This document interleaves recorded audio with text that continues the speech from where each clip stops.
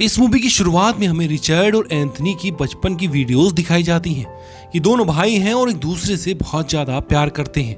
Richard अपने छोटे भाई एंथनी का ज्यादा ही ख्याल रखता है क्योंकि एंथनी दिमागी तौर पर थोड़ा वीक था। और फिर समय गुजरा और ये लोग बड़े हो गए और रिचर्ड आर्मी में चला गया और ऐसे एंथनी बेचारा अकेला पड़ गया। सीन कट होकर प्रेजेंट टाइम में आता है जहां हम देख रहे हैं कि रिचर्ड वापस अपने टाउन में आया है। टाउन में आने पर जैसे सभी लोग खुश होते हैं वैसे रिचर्ड खुश नहीं, वो गुस्से में लग रहा है जिससे वो कुछ खतरनाक करने के लिए आया हो। असल में सालों पहले जब वो एंथनी को अकेला छोड़ गया था तो तब उसके पीछे कुछ ड्रग माफिया के लोग लग गए। उन्होंने एंथनी के साथ बहुत बुरा सलूक किया, उसे नशे करवाए, उसे एब्यूज किया और ये सब रुका नहीं बल्कि सालों तक चलता रहा। रिचर्ड को जब ये सब पता लगा तो वो अपने भाई का बदला लेने छुट्टियां लेकर अपने टाउन में आ गया।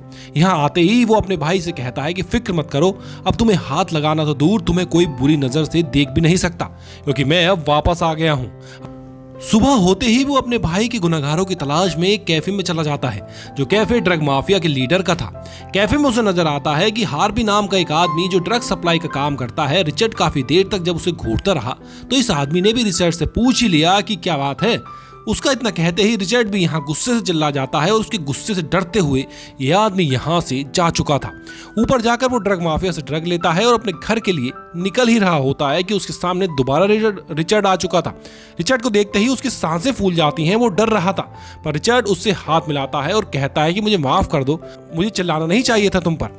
बाद में वो कहता है कि कोई बात नहीं। ये कहते ही वो यहाँ रुका नहीं था बल्कि यहाँ से भाग चुका था क्योंकि वो जानता था कि रिचर्ड एंथनी का भाई है।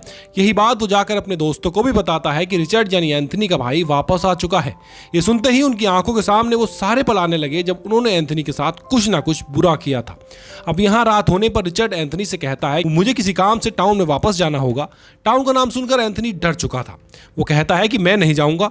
रिचर्ड कहता है कि ठीक है, तुम यहीं रुको, मैं अपना काम पूरा करके वापस आता हूँ। यहाँ सीन कट होकर दिखाया जाता है कि हार्बी के घर पे किसी ने नॉक किया। हार्बी जब देखने के लिए बाहर आता है तो वहाँ गैस मास्क पहना एक आदमी खड़ा था। हार्बी ने पहचान लिया कि ये रिचर्ड है।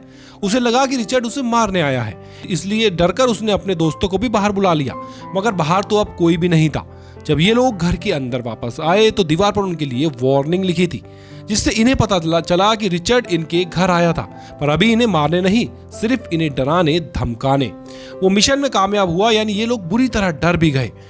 सुबह होने पर ये लोग अपने गैंग लीडर के पास रिचर्ड का मामला लेकर आ जाते हैं कि वो इनकी कोई मदद करे, पर गैंग लीडर का तो अपना ही चेहरा रिचर्ड एक क्लोन की तरह बना गया था जिसका उसे पता ही नहीं चला क्योंकि रात में वो नशे में था। अब हार्बी अब उसे बताता है कि ये सब करा धराया रिचर्ड का है, एंथनी का भाई, जो उसका बदला लेने के लिए वापस आ गया है। एंथनी का नाम सुनते ही उसके भी होश उड़ गए क्योंकि उसने ही तो एंथनी को सबसे ज्यादा टॉर्चर किया था। अभी ये सभी लोग बातें कर ही रहे थे कि इतने में इनके बाकी ग्रुप के मेंबर्स भी आ जाते हैं जिनका भी गैंग्स लीडर वाला ही हाल था।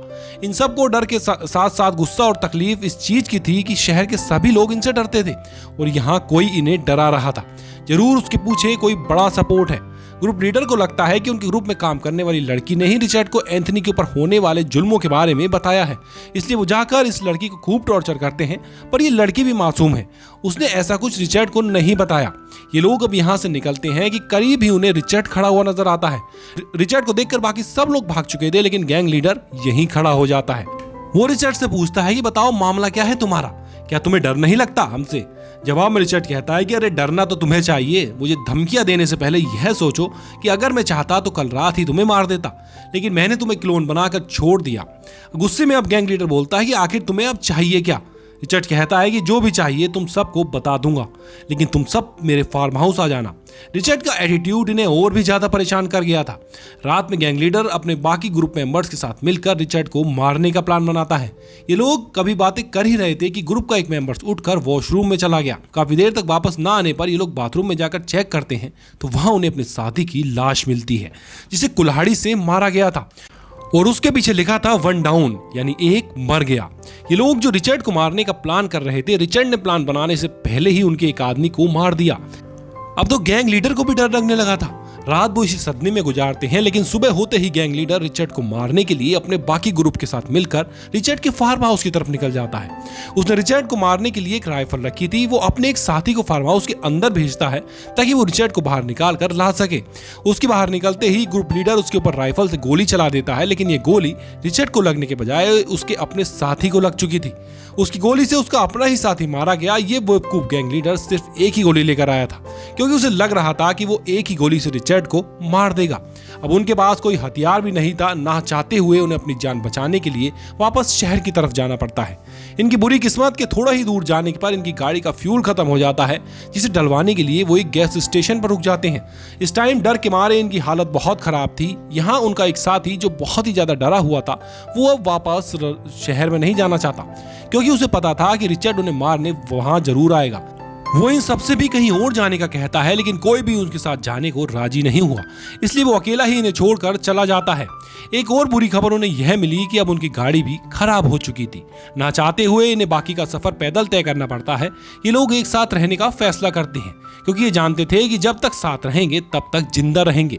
चलते चलते आखिर ये लोग गैंग लीडर के घर पहुंच गए। यहाँ आते ही ये लोग अपने अपने वेपन्स उठा लेते हैं और सबसे पहले घर का ऊपर वाला पोजीशन चेक करने के लिए जाते हैं कि कहीं रिचर्ड उनसे पहले यहाँ पहुंचकर छुप तो नहीं गया। वो छुपा तो इनके घर में ही था, लेकिन ऊपर वाले पोर्शन में नहीं, अभी वो किचन में था। तो यहाँ आकर इनकी केतली में इनके ही ड्रग्स डाल देता है। ये लोग उसी केतली में चाय बनाकर पी लेते हैं, जिसके बाद इन सब की हालत बहुत ज्यादा बिगड़ जाती है। ड्रग्स की डोज बहुत ज्यादा थी, जिससे ये होश खोने लगे। ये ऐसे तड़प रहे थे ये लोग जैसे बिना पानी के मछली।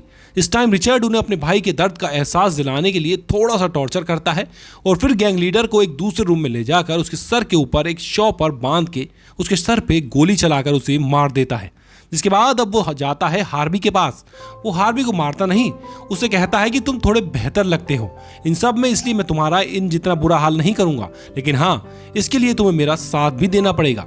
ये कहते ही रिचर्ड सूटकेस खोलता है, जिसके अंदर इनके उस साथी की लाश को तोड़ मरोड़ के रखा गया था, जो सुबह इन्हें छोड़कर टाउन की तरफ भाग रहा था। हार्वी ये देखकर और भी ज्यादा डर जाता है और रिचर्ड की मदद को मान जाता है। रिचर्ड को इनके ग्रुप के एक और मेंबर्स का पता चलना था, जिसका नाम था मार। हार्वी रिचर्ड को उसका पता बता देता है, जिसके पता चलते ही रिचर्ड हार्वी को गले लगाता है। उसने गले यहाँ दोस्ती के लिए नहीं लगाया, बल्कि उसने तो यहाँ हार्वी को गले उसे धोखे से मारने के लिए लगाया था। वो पीछे से हार्वी को स्टेप करके मार चुका था। अब सीन कट होकर अगले सीन में हम देखते हैं कि रिचर्ड अपने भाई एंथनी को लेकर मार के टाउन में आ चुका था। यहाँ उसे सबसे पहले मार्के के बच्चे दिखाई जाते हैं, जिन्हें वो एक चाकू और एक मास्क देता है और कहता है कि जाओ बेटा, इन्हें अपने घर ले जाओ, और कहना कि ये सोल्जर ने दिए थे। घर जाते ही बच्चे मास्क और चाकू मार्क को दे देते हैं। मार्क इन चीजों को देखकर डर जाता है और वो इन बच्चों को गाड़ी में बिठाकर वहां ले जाने लगता है, जहां सोल्जर यानी रिचर्ड इन बच्चों को मिला था। ये दरअसल रिचर्ड का प्लान था मार्क को घर से बाहर निकालने का। इस टाइम रिचर्ड उसके घर के पास ही था, जो उसके जाते ही उसके घर पर नॉक करता है और उसकी वाइफ से कहता है कि जब मार्क आए तो उसे बताना कि एंथनी का भाई रिचर्ड आया था। घर आने पर मार्क की वाइफ मार्क को ये बता देती है और एंथनी का नाम सुनते ही खौफ से उसका भी दिमाग उलट जाता है। उसे भी अब मौत अपने करीब नजर आ रही थी, इसलिए मरने से पहले अपनी वाइफ को खुद ही सच्चाई बता देता है कि एंथनी उनके ग्रुप का एक छोटा सा मेंबर था। उसके ग्रुप के सभी लोग मिलकर उसे अब्यूज करते थे, उसे ड्रग्स करवाते थे और वो कुछ भी नहीं कर पाता था, क्योंकि वो थोड़ा सा पागल था। मार्क अपनी वाइफ से कहता है कि मेरा यकीन मानो, मैंने कभी उसके साथ ऐसा नहीं किया, कभी उसके साथ बुरा सलूक नहीं किया, लेकिन हाँ, मेरी गलती सिर्फ इतनी है कि मैंने बुरा होने से रोका भी नहीं, और मेरे ऐसा करने से बुराई इतनी बढ़ गई, एक दिन ग्रुप वालों ने उसे बहुत ज्यादा ओवरडोज कर दिया और फिर अपनी हवस निकालने के लिए उसे बहुत मारा, और फिर भी इनका दिल नहीं भरा। तब उसे उसके गले में फांसी का फंदा डालकर बार बार उसे ऐसा घुमाया जैसे वो फांसी पर लटक रहा हो। उस टाइम एंथनी चिल्ला चिल्ला कर अपने भाई को बुला रहा था, लेकिन सब लोगों ने उसे यह कहकर चुप करा दिया कि अगर तुम ज्यादा चिल्लाओगे तो तुम्हारे भाई को गोली लग जाएगी और वो मर जाएगा। इन सब से भी जब उसका दिल नहीं भरा तो वो उसे खतरनाक अंधेरे भरे कमरे में बंद कर गए, जहां एंथनी अपने आप को सच में फांसी लगाकर मार दिया। इनकी यही कहानी में बहुत बड़ा ट्विस्ट ये है कि जिस एंथनी को हम रिचर्ड के साथ देख रहे हैं, पता चलता है कि वो एंथनी तो काफी सालों पहले मारा जा चुका है। रिचर्ड के साथ जो एंथनी हमें नजर आ रहा था वो तो सिर्फ रिचर्ड की इमेजिनेशन है। रिचर्ड को इस चीज का रिग्रेट था कि अपने भाई को छोड़कर चला गया और उसके छोड़ के जाने की वजह से उसके भाई की मौत हो गई, इसलिए वो इन सारी चीजों का बदला लेने के लिए यहाँ वापस आया था। रिचर्ड जब अपने भाई एंथनी के फ्यूनरल में आया था तो एक फौजी होने के नाते उसने तभी ठान लिया था कि ये कोई सुसाइड नहीं है और तभी से वो अपने भाई की मौत के पीछे सच्चाई जानने में लगा था। गुजरते वक्त के साथ साथ उसे ये मालूम पड़ गया कि ये पूरा ग्रुप ही उसके भाई की मौत का जिम्मेदार था, इसलिए वो इन सबको मारना चाहता था। अब हम देखते हैं कि रिचर्ड मार्क को लेकर उसी अंधेरे कमरे में आ जाता है जहां पर एंथनी ने सुसाइड किया था। वो गुस्से से मार्क से पूछता है कि बताओ उससे जब मेरा भाई मरा तो वहां क्या क्या हुआ। मार्क को सारी स्टोरी सुना देता है जो अभी उसने अपनी वाइफ को सुनाई थी। वो रिचर्ड से माफी मांगते हुए कहता है कि मैंने एंथनी के साथ कुछ बुरा नहीं किया, हाँ मेरी गलती इतनी थी कि मैंने बुराई को रोका भी नहीं। जवाब में मार्क उसे कहता है कि मैंने सबकी गलतियों के बदले लिए, लेकिन अब मेरी गलती का हिसाब कौन करेगा। वो यहाँ रोते हुए मार्क को बताता है कि मैं भी अपने भाई एंथनी को बिल्कुल पसंद नहीं करता था, मुझे भी वो बोझ लगता था, इसलिए मैं उसे छोड़कर चला गया। यही गिल्ट आज तक मुझे सता रहा है। मैंने भी उसके साथ कुछ अच्छा नहीं किया और इस चीज का बदला मुझे भी मिलना चाहिए, तो मुझे मार दो। अब यह मार्क उसे मारना नहीं चाहता था, लेकिन रिचर्ड के बार बार फोर्स करने पर मार्क उसके पेट में स्टैब करके मार देता है। मार्क की जान बच गई क्योंकि उसने कुछ बुरा नहीं किया। वो अब घर वापस जाने लगा था। उसको दिखाते हुए इस फिल्म की कहानी यहीं पर खत्म हो जाती है।